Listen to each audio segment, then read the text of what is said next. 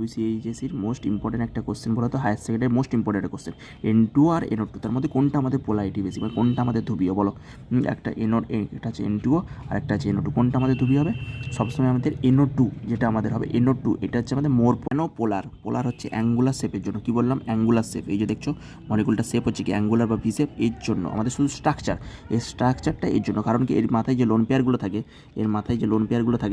এইগুলো কী হয়, এগুলোর যে রিপালসানের জন্য এটা মলিকুলটা অ্যাঙ্গুলার শেপে চলে আসে। তাহলে অ্যাঙ্গুলার শেপে চলে আসে মানে কি এর এইদিকে আমাদের কী হচ্ছে একটা করে পোলারিটি আমাদের ক্রিয়াশীল হয়। তাহলে আমাদের কি অ্যাঙ্গুলার বা ভি শেপের জন্য আমাদের এটার মিউ কত হয় বলো তো? 0.63।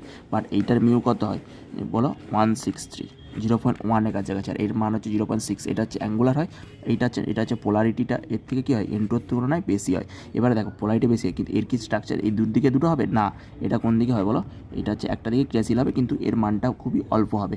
আর এখানে দেখো যেহেতু এর কি আমাদের সরলরৈখিক স্ট্রাকচার, ওকে, যেহেতু আমাদের এখানে কী বলো সরলরৈখিক স্ট্রাকচার, সেই জন্য হচ্ছে অধ্রুবীয়। এবং এটা কত হয় বলো তো? এখানে নাইট্রোজেন 1 2 3, এটা 4, তার মানে নাইট্রোজেন এখানে ডেল্টা পজিটিভ হয়, ওকে, এটা পজিটিভ, নাইট্রোজেনের মাথায় এটা পজিটিভ থাকে, পজিটিভ থেকে নেগেটিভে দিবেন। একটা হচ্ছে অল্প পরিমাণে ক্রিয়াশীল হচ্ছে, দেখো N+O-, মানে এটা কি অল্প পরিমাণে ক্রিয়াশীল হচ্ছে, ওই জন্য এর মিউর মানটা কমে যায়। কারণ এর কিসের জন্য? শুধুমাত্র স্ট্রাকচার, সরলরৈখিক স্ট্রাকচার, এর বেন্ড বা অ্যাঙ্গুলার শেপ বলতে পারো, এই মিউ